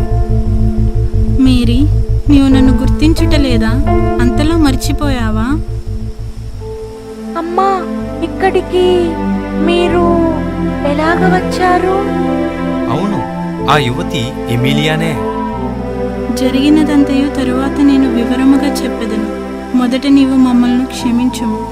నీ మీద అన్యాయముగా నేరం మోపితమని తెలిసినప్పుడు అమ్మ ఆవేదన చెందిరి. ఎంతో ప్రేమతో ఆనాడు నీవు మా కొరకు పూలగంపను తెచ్చితివి. అయితే మేము నిన్ను దేశము నుండి బహిష్కరించుటకు కారకులమైతిమి. దయతో మమ్మల్ని క్షమించెదవా? అమ్మా, మీరెందుకు ఇలాగ మాట్లాడుచున్నారు? అచ్చట వాతావరణము సాక్ష్యములు నాకు విరోధముగా నుండెను. మీరు సందేహించుటలో తప్పేమిటి? మీరు నాకు అన్యాయము చేశారని నేనెప్పుడూ తలంచుటలేదు. మీరును అమ్మగారును యజమానుడును మాకు దయచేసిన ఆదరణ, మా ఎడల చూపిన ప్రేమను తలంచుచు ప్రభువుకు కృతజ్ఞతాస్థుతులు చెల్లించుచున్నాను. దేవా, నేను నిరపరాధిని అని బయలుపరచమని మాత్రము ప్రార్థించితిని. నేడు ఆ ప్రార్థనకు ఫలితము దొరికెను. ప్రభువా, నీకు వందనములు. నీ తండ్రి మరణ వార్త విన్నప్పుడు ఎంతో బాధపడితిమి. జేమ్స్ సమాధి తట్టు చూచి, అయ్యా, మీరు అవమానముతో దేశము నుండి బహిష్కరింపబడుటకు మేము కారకులమైతిమి. మమ్మల్ని క్షమించండి. సొంత ఇంటిలో నెమ్మదిగా గడపవలసిన వృద్ధాప్యమందు మిమ్మును ఆయా ప్రాంతంలో తిరిగినట్లు చేసితిమి. ఇప్పుడు ఒక అన్య దేశంలో సమాధి చేయబడి ఉన్నారే, వీటన్నిటికీ మేమే కదా కారకులము. క్షమించండి, మమ్మల్ని క్షమించండి అయ్యా. మేరీతో, డాడీ మమ్ములను గురించి ఏదైనా చెప్పారా? మమ్ములను క్షమించారా అని అడిగాను. అమ్మా, డాడీ ఎన్నడూ మిమ్మల్ని నిందించలేదు. ప్రభువు ఒకరోజు నిజమును బయలుపరచును. అప్పుడు వారు మరలా మనలను పిలిపించెదరు. ఆ సమయములో ఒకవేళ నేను లేకపోయినను నేను యజమానురాలి కుమార్తెను ఎంతగా ప్రేమించుతునని వారికి చెప్పుము. ఈ భుజముల మీద మోయుచు వారిని పెంచి తిని మనము నిరపరాధులమని తెలిసినప్పుడు వారు ఎంతో ఆవేదన చెందుదురు అని ఒకసారి నాతో డాడీ చెప్పిరి. జేమ్స్ ప్రేమను జ్ఞాపకము చేసుకునిన ఎమిలియా కన్నీరు కార్చెను. ఎంతో ఉత్తముడు, మేమే ఆయనకు కీడు చేసితిమి అని విలపించెను. మేరీ, నిశ్చయముగా ప్రభువు నీతో ఉన్నాడనటులో సందేహము లేదు. అన్యాయముగా దేశము నుండి బహిష్కరింపబడిన మీకు ఆయనే ఒక నూతన స్థలమునిచ్చి ప్రేమతో పరామర్శించెను. ఇప్పుడు నీవు మరలా ఇంటి నుండి తరిమివేయబడుచుండగా, నీకు జరిగిన అన్యాయమును గూర్చి బాధపడుచుండగా నిన్ను కలుసుకొనుటకు దేవుడే సహాయము చేసెను. మీరు నిరపరాధులని తెలిసిన వెంటనే ఎక్కడ ఉన్నారో తెలుసుకొని క్షమాపణ చెప్పి మీకు నష్టపరిహారము చెల్లించాలని తలంచితిమి. మా తండ్రి రాజుగారి అడవులను పరామర్శించుచున్నాడని నీకు తెలుసు. ఈ ప్రాంతంలోనున్న అడవులలోనూ కొన్ని ఏర్పాట్లు చేయవలసి ఉండెను. నేనును నా తల్లిగారును నాన్నగారితో కలిసి వచ్చితిమి. రాజుగారి భవనములో బస చేయుచున్నాము. అడవి శాఖకు చెందిన 2 అధికారులు కూడా కుటుంబ సమేతముగా వచ్చి ఉన్నారు. వారు తల్లిగారితో మాట్లాడుచూ ఉండగా నేను ఈ ప్రాంతము చూడగోరితిని. నా తల్లిగారు సంతోషముగా అంగీకరించి స్థానిక అడవి అధికారి కుమార్తెను మార్గదర్శిగా ఇచ్చి పంపిరి. అప్పుడు ఆమె ఏమి చెప్పెనో తెలుసా? అని ఎమిలియా హఠాత్తుగా మాట్లాడుట ఆపివేశాను. ఎమిలియా ముఖము ఆనందముతో నిండెను. ఆమె చెప్పిన సంగతులు నీతో చెప్పెదను, వినుము. అమ్మ, మన సమీపములో ఒక శ్రేష్టమైన సమాధి ఉన్నది. అది మామూలు సమాధియే గాని ఒక ఉత్తమమైన వ్యక్తి పాతిపెట్టబడిన సమాధి. దాని మీద సమాధి చేయబడిన వ్యక్తి పేరు, ఊరు పేరు లేదు గాని ఒక్క పూలగంప మాత్రమే ఉంచబడి ఉన్నది అని ఆమె నాతో చెప్పిన వెంటనే నాకు నీవే జ్ఞాపకమునకు వచ్చితివి. వెంటనే ఆమె సహాయముతో సమాధి యొద్దకు వచ్చి తిని నా పేరు అల్లబడిన పూలగంపను బట్టి ఆ సమాధి నీ తండ్రి గారిదని గ్రహించి కన్నీరు కార్చి తిని. అప్పటి నుండి నిన్ను కలవవలెననే ఆశ నాలో కలిగెను. చర్చి పాస్టర్ గారి యొద్దకు వెళ్ళినేడలా ఆయన పూర్తి వివరములు చెప్పెదరని విని ఆయన యొద్దకు వెళ్ళితిమి. పాస్టర్ గారు నిన్ను గూర్చి పూర్తి వివరములు మాకు తెలిపిరి. నిన్ను గూర్చియు నీ తండ్రిని గూర్చియు ప్రశంసించి మాట్లాడిరి. అదే సమయంలో నీవు ఇప్పుడు ఆ రైతు కోడలి చేతిలో అనుభవించిన కష్టములను కూడా వివరించిరి. వెంటనే నేను నిన్ను కలుసుకోవాలని చెప్పినప్పుడు నేను అక్కడకు వెళ్ళుట మంచిది కాదని ఒక మనిషిని పంపిరి. అతడు వచ్చి నీవు ఇంటిలో నుండి తరిమివేయబడిన సంగతిని చెప్పినప్పుడు నేను ఎంతో దిగులు చెందితిని. దుఃఖసాగరములో మునిగి ఏడ్చుచున్న నన్ను పాస్టర్ గారు ఓదార్చిరి. అంతేకాదు, నీవు సమాధిని విడిచిపెట్టి ఎక్కడికి వెళ్ళవనియు ఆ ప్రాంతంలోనే ఉంటావనియూ చెప్పి నన్ను ధైర్యపరిచిరి. నిన్ను వెదకుచూ వచ్చిన నాకు నీవు కనబడితివి. మేరీ, మరో వింతైన కార్యమును గ్రహించావా?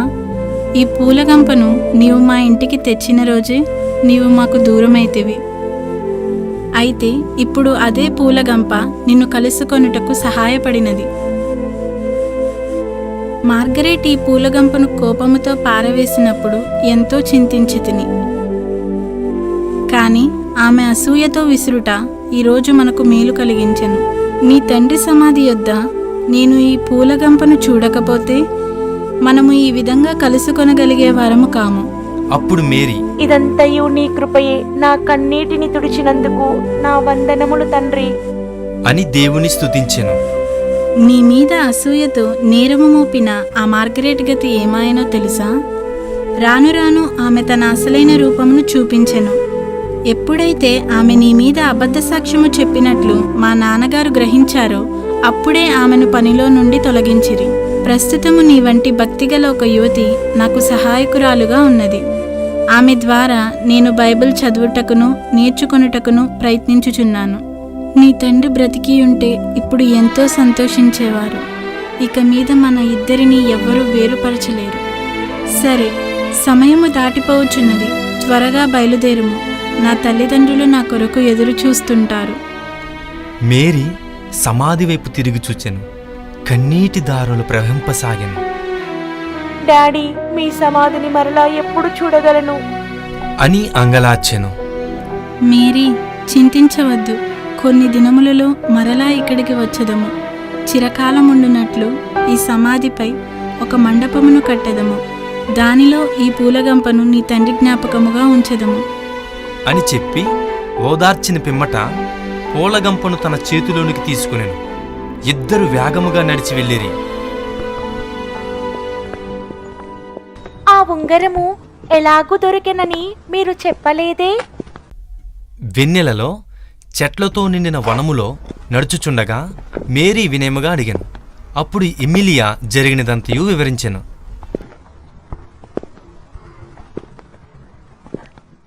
గత సంవత్సరము వర్షాకాలంలో ఒక దినమున పెద్ద తుఫాను వీచెను.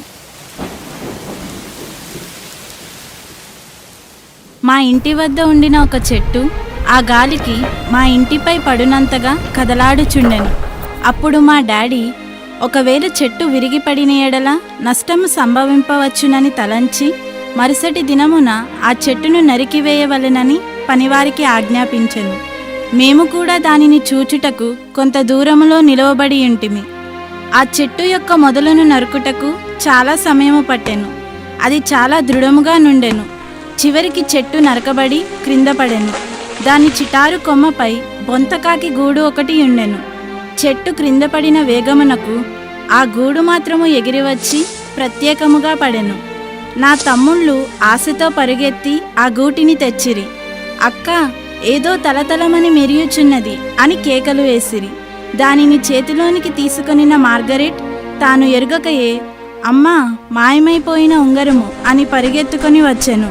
తరువాత తన అబద్ధ సాక్ష్యమును జ్ఞాపకమునకు తెచ్చుకొని వణుకుచు భయముతో నిలబడిపోయాను. ఆమె చేతి నుండి ఉంగరమును లాగుకొనిన మా తమ్ముడు అమ్మగారికి ఇచ్చెను.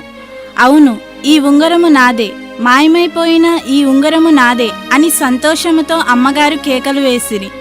అయితే తరువాత క్షణము వారి ముఖము విచారముతో నిండిపోయెను. పాపం మేరీ, పాపం జేమ్స్, అన్యాయముగా వారిని బాధ పెడితిమి. ఎలాగైనా సరే వారిని కనుగొని ఈ ఉంగరమును వారికి బహుకరించినప్పుడే నా మనసుకు నెమ్మది కలుగును. ఉంగరము ఉండిన గూటిని చూచిన అమ్మగారు ఈ ఉంగరము ఎలాగూ గూటిలోనికి వెళ్ళి ఉండవచ్చునని తలంచిరి. ఈ చెట్టు ఎత్తైనది, గూడైతే చిటారు కొమ్మను ఉన్నది. ఈ సన్నని బలహీనమైన కొమ్మలను ఎక్కి ఎవరూ ఆ ఉంగరమును అక్కడ దాచి ఉంచలేరు. కేవలము కాలు పెట్టిన వెంటనే ఆ కొమ్మలు విరిగియుండేవి కదా. కాబట్టి బొంతకాకియే ఈ ఉంగరమును తీసుకొని వెళ్ళియుండవచ్చును. మెరచుచుండు ఏ వస్తువునైనను ఎత్తుకొని పోవుట కాకి లక్షణము. ఈ చెట్టు ఇంటి కిటికీ యొద్దనే ఉన్నది. అయినను దానిని గూర్చి మనము ప్రారంభములోనే ఆలోచించకుండుట వింతగానున్నది. ఒకవేళ దేవుడు జేమ్స్ను మేరీని శోధించుటకు ఇష్టపడుటియే దీనికి కారణమేమో. లేని ఎడల ఉంగరము మాయమైనప్పుడే మనకు ఈ అనుమానము కలిగి ఉండవలెను కదా. నేను కూడా ఆ విషయమును ఆలోచించుకుండుట ఆశ్చర్యమే. ఒక బొంతకాకి తరచుగా నా గది కిటికీపై కూర్చుండుటను నేను చూచియున్నాను. ఉంగరము మాయమైన ఆ దినము గాలి లేనందున కిటికీని తెరచి ఉంచితిని. కిటికీ సమీపములో ఉన్న బల్లపై ఉంగరముండెను గనుక మెరీచుండిన ఆ ఉంగరమును కాకియే తీసుకొని పోయి ఉండవచ్చును అని అమ్మగారు అనిరి. ఈ సంగతులను వినిన మా డాడీ కూడా బాధపడిరి. మన బుద్ధిహీనతను బట్టి వారికి ఎంతో కష్టంను కలిగించితిమి. నీతి న్యాయమని తొందరపడి తీర్పు తీర్చితిమి. వెంటనే వారిని వెదకి తీసుకొని రావలను. మనము స్వాధీనము చేసుకొనిన ఇల్లు తోటను తిరిగి వారికిచ్చి క్షమాపణ కోరవలను. వారు క్షమించని ఎడల నాకు నెమ్మది కలగదు అని చెప్పిరి. అప్పటి వరకు మార్గరెట్ వణుకుచూ నిలబడి ఉండెను. ఆమెను చూచిన డాడీ కోపముతో, అబద్ధ సాక్ష్యము చెప్పిన ఈ దుర్మార్గురాలిని జడ్జికి అప్పగించండి, తప్పక ఈమె శిక్షింపబడవలనని ఆజ్ఞాపించిరి. జరిగినదంతయు వినిన జడ్జి మిమ్ములను గూర్చి మిక్కిలి దుఃఖించిరి. ఆయన మార్గరెట్ను ఊరి నుండి బహిష్కరించిరి అని ఎమిలియా వివరించాను. ఆశ్చర్యముతో మేరీ ఎమిలియా మాటలను ఆలకించుచుండెను. భవనము యొక్క డ్రాయింగ్ రూమ్లో ఎమిలియా తల్లిదండ్రులు, పాస్టర్ గారు మరియు అధికారులందరూ కూర్చుని ఉండిరి. మేరీని గూర్చియే వారు మాట్లాడుచుండిరి. ఎమిలియా మేరీ చేతిని పట్టుకుని లోపలికి ప్రవేశించెను. మేరీని చూచిన వెంటనే అందరూ లేచి నిలవబడి ఆమెను ప్రేమతో ఆహ్వానించిరి. యజమానుడు మేరీ దగ్గరకు వెళ్ళి, ఎంతో ఆరోగ్యముగా ఉండిన నీవు ఇలాగు సన్నగిల్లి గుర్తుపట్టలేని స్థితికి దిగజారితివే. నిన్ను అపార్థము చేసుకొనుట వల్లనే గదా నీకు ఇన్ని వేదనలు, కష్టములు. శిక్షకు పాత్రులము మేమే, మమ్ములను క్షమించుము. జప్తు చేయబడిన మీ ఇంటిని, తోటను తిరిగి ఇచ్చెదను. ఆ దస్తావేజులను నా సెక్రటరీ సిద్ధము చేయును. ఎమిలియా చేతి మీదుగా నేను నీకు బహుకరించగోరుచున్నాను అని ప్రేమతో యజమానుడు చెప్పెను. మేరీ, నీ గుణలక్షణములే నీకు గొప్ప ఆభరణములై ఉన్నవి.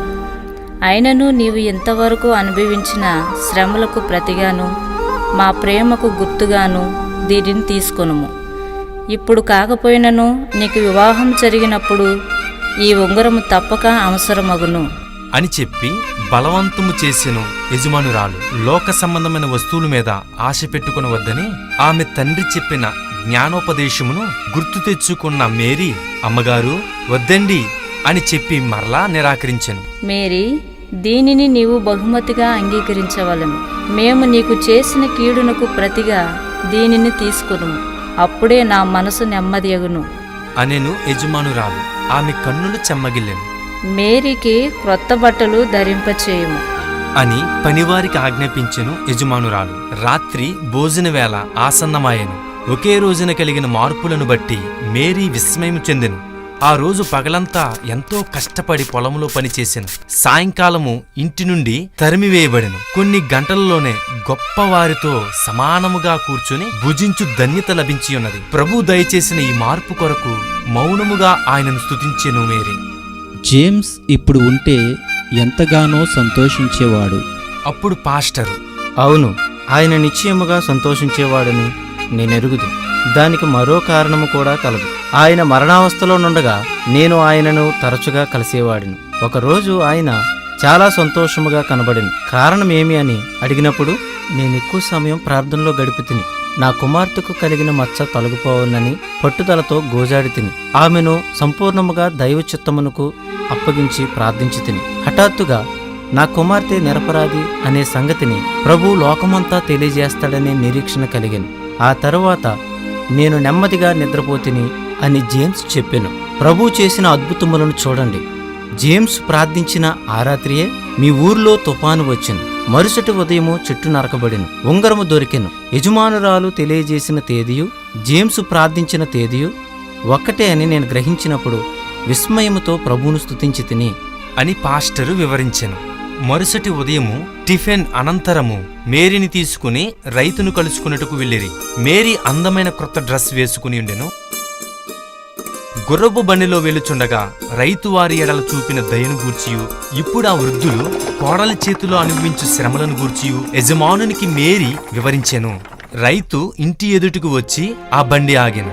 ఇంత అందమైన పెద్ద బండి ఇంతవరకు అక్కడికి రానే లేదు. తన ఇంటికే ఆ బండి వచ్చి ఉన్నదని గ్రహించిన కోడలు బహుగా గర్వించెను. బయటకు వచ్చినప్పుడు బండిలో నుండి దిగుచుండిన యువతి డ్రెస్కు బురద అంటుకోకూడదని క్రిందకు వంగి దానిని పట్టుకునెను. అయితే తల పైకెత్తి చూసినప్పుడు దిగులు చెందెను. ఆమె పట్టుకొని ఉండినది మేరీ డ్రెస్.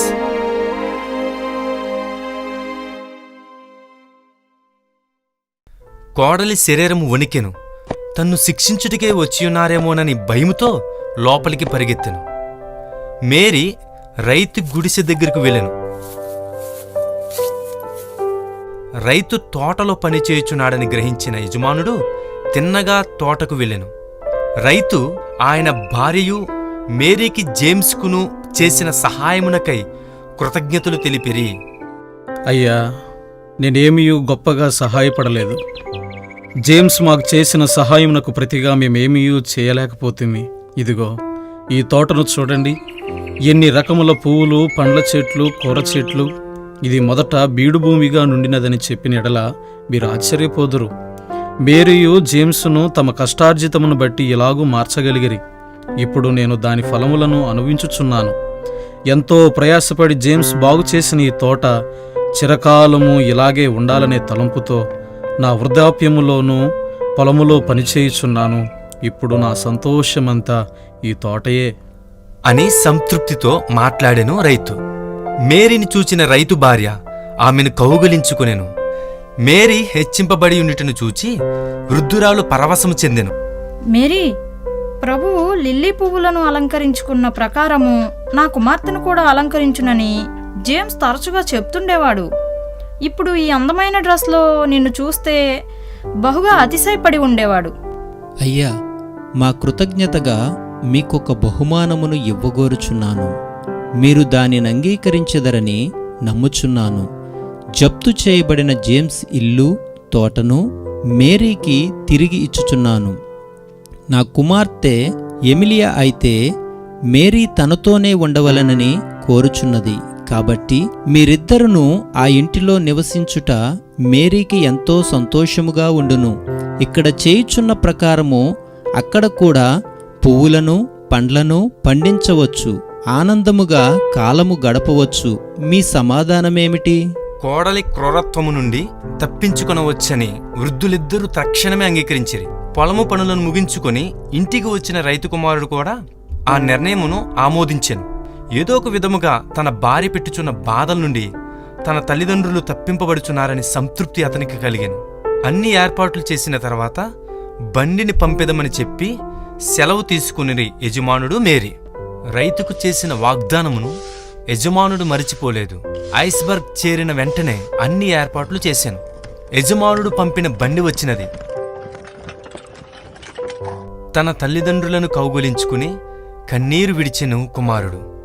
అయినను తన తల్లిదండ్రులు తమ చివరి దినములలో అయినా సంతోషముగా గడుపుట మంచిదనే తలంపుతో ధైర్యము తెచ్చుకుని వారిని సాగనంపెను. కోడలు కూడా ఎంతో ఆనందించెను. ఖర్చు మిగులునని ఆమె తలంచెను. అంతేకాదు, వారు ఇక మీద ఆస్తిని అనుభవించుటలో అడ్డురారని కూడా ఆలోచించెను. అయితే కోడలు ఆశకు భంగము కలిగెను. 3 నెలలకొకసారి రైతుకును ఆయన భార్యకును చెందవలసిన రాబడి ప్రభుత్వ ఆఫీసులో తప్పక చెల్లించవలెను అనే రాజాజ్ఞను యజమానుడు పంపెను. ప్రభుత్వం వారు నిర్ణయించిన పైకము కొంచెమైనను ఎక్కువగానే ఉండెను. రాజాజ్ఞను బట్టి కోడలు అదిరిపడెను. అయ్యో, ఇంత డబ్బు కట్టి తీరాలా? అంతా వారికి ఇచ్చిన తరువాత మనము జీవించుట ఎట్లు? ఇక్కడనే ఉండినను ఇంత ఖర్చు కాదే అని ఆమె విలపించుచుండెను. అయితే రైతు కుమారుడు రాజాజ్ఞను బట్టి తనలో తాను సంతోషించెను. కోడలు దురాశకు త్వరలోనే ఫలితం లభించెను. ఆమె అన్యాయమైన వడ్డీకి అప్పు ఇచ్చియుండెను. అప్పు పుచ్చుకున్నవాడు వడ్డీ ఇవ్వలేదు, అసలు కూడా ఇవ్వలేదు. భర్తను బలవంతము చేసి అతని మీద దావా వేయించెను. కోర్టు కేసు కొన్ని సంవత్సరములు జరిగింది. తమ ఆస్తులను ఒకటి తర్వాత ఒకటి అమ్మి కోర్టు కేసు కొనసాగించిరి. అయినను ఇచ్చిన అప్పును తిరిగి పొందలేకపోయిరి. కోర్టు ఖర్చుల నిమిత్తము ఆస్తి యావత్తు అమ్ముకోవలసి వచ్చెను. సరైన వేలకు భుజింపక మనోవేదనతో బాధపడిన కోడలు జబ్బుపడిను. కొందరు శ్రేష్టమైన వైద్యుల యొద్దకు ఆమెను తీసుకుని వెళ్ళుటకు భర్త ప్రయత్నించినను ఆమె నిరాకరించెను. కేవలము డబ్బు ఖర్చగునని భయపడుటయే దానికి కారణము. తక్కువ ధరలో ప్రయోజనము లేని మందులను వాడుట వలన జబ్బు అధికమాయెను. వ్యాధి ముదిరినప్పుడు ఆమె మంచము పట్టిన స్థితిలో ఉండెను. కోడలిని గూర్చి వినిన పాస్టర్ గారు ఆమెను కలుసుకొనుటకు వెళ్ళెను. ఆయన మేరీకి సహాయపడిన వ్యక్తి అనే కారణము చేత ఆమె ఆయనను కలుసుకొనుటకు నిరాకరించెను. మరణావస్థలోనూ ఆమె గర్వము అసూయ మారలేదనే విచారముతో తిరిగి వెళ్ళెను. పాస్టర్ గారు తన పాడు బుద్ధులను బట్టి పతనమైన కోడలు విచారముతోనే ఒకరోజు నశించెను. ఒకరోజు వృద్ధుడైన ఒక పాస్టరు తాను మేరీని కలుసుకొనవలనే యజమానురాలికి వార్త పంపెను. ఏమీ తెలియని స్థితిలో మేరీ ఆయనను కలుసుకొనెను. అమ్మా మేరీ, నీవేనా? మరణావస్థలోనున్న ఒక పేద స్త్రీ నిన్ను కలుసుకొని కోరుచున్నది. ఆమె తన పేరును కూడా చెప్పుటకు ఇష్టపడట్లేదు. తాను ఎవరన్నది నీతో మాత్రమే చెప్పగలదట. ఆమెను కలుసుకొనుట నీకు ఇష్టమేనా అని అడిగాను పాస్టర్. జవాబు చెప్పుటకు సంశయించిన మేరీ మరలా యజమానురాలి యొద్దకు వెళ్లి అనుమతి కోరెను.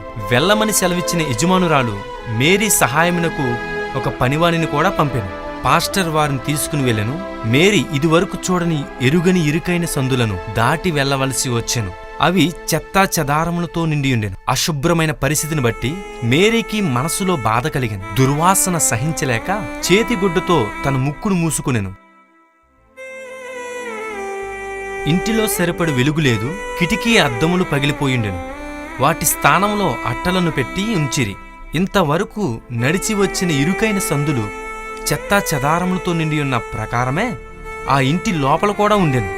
చీకటిలో కొంత సమయం ఉండిన తర్వాత చూడగలిగిన మేరీ గది మూలలో పండుకొనిన ఆకారమును చూచి భయపడెను. అస్థి పంజరము వలె ఆమె శరీరము ఉండెను.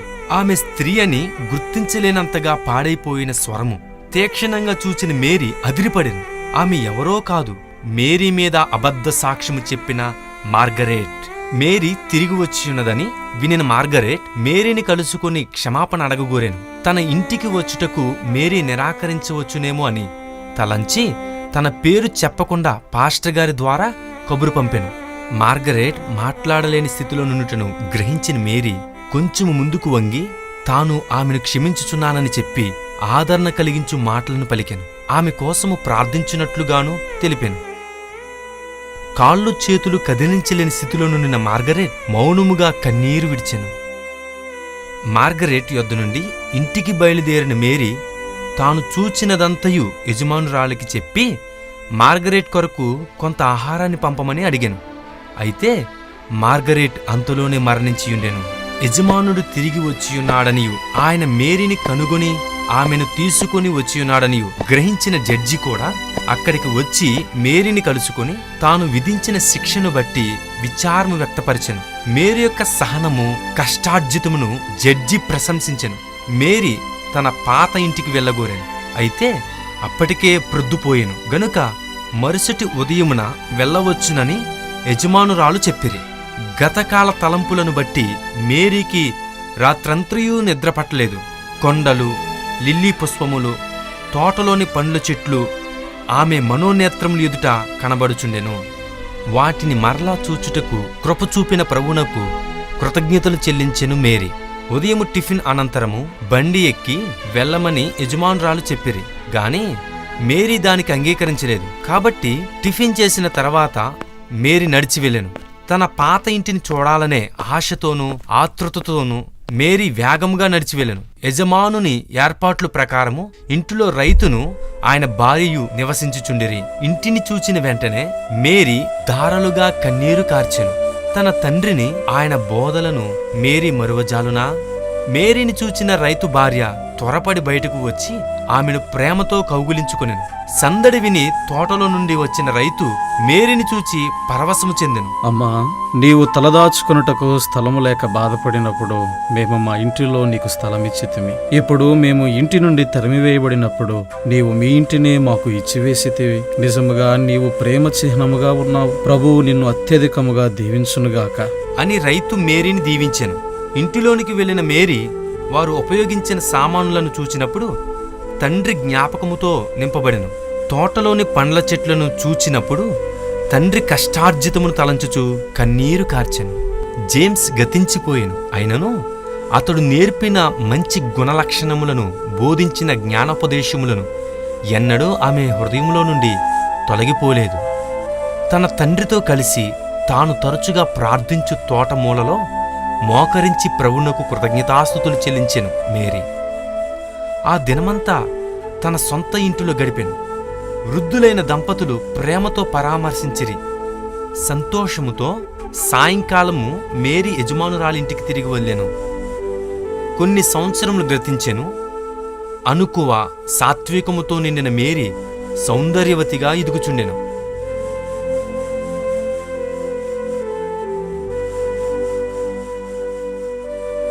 ఒకరోజు జడ్జి మేరీ యొద్దకు వచ్చి, అమ్మా, నా కుమారుడు ఫెడ్రిక్, నీకు తెలుసు కదా, అతడు నిన్ను వివాహం చేసుకుని కోరుచున్నాడు.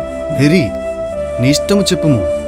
నీవు ఇష్టపడిన ఎడల నేను యజమానునితో మాట్లాడుదును. సిగ్గుతో నిండిన మేరీ ముఖము ఎర్రబడెను. ఆమె మాటలు తడబడుచుండెను. మీరు యజమానునితో మాట్లాడండి. ఆమెకు ఫెడ్రిక్ బాగుగా తెలుసు. అతని సద్గుణమును భక్తిగల జీవితమును మేరీని ఆకర్షించియుండెను. అయినను తన హోదాకు అందని ఎత్తులో ఉన్నాడనే తలంపుతో ఓరకుండెను. అయితే ఇప్పుడు వారే ముందుకు వచ్చినందుకు ఆనందముతో దేవుని స్తుతించెను మేరీ. జడ్జి యజమానుని కలుసుకుని మేరీ వివాహ సంబంధమును గూర్చి తెలియజేశాను. చాలా సంతోషము, ఇద్దరును సరి అయిన జోడియే. ఈ విషయమును గూర్చి మేము ఆలోచించాము గాని మీ ఇష్టము తెలియక మౌనముగా ఉంటిమి. ఆనందభరితురాలైన యజమానురాలు, అయ్యా, మీ నిర్ణయమునకు మా వందనములు. మేరీ గుణవతి, ఆమె కూడా మనస్ఫూర్తిగా ఇష్టపడినది. మీ కుటుంబంలో ఫలించు ద్రాక్షవల్లి వలె మేరీ ఉండును. భరించలేని శోధనలను సహించి జయించిన మేరీ మీ కుటుంబమునకు దీవెనకరముగా నుండునని చెప్పగలను. హడావిడిగా వివాహ ఏర్పాట్లు తలబెట్టిరి. మేరీ దుఃఖమునకు మూల కారణమైయుండిన వజ్రపు ఉంగరమే ఆమె సంతోషమునకు కారణమై ఉండవలనని తీర్మానించిరి.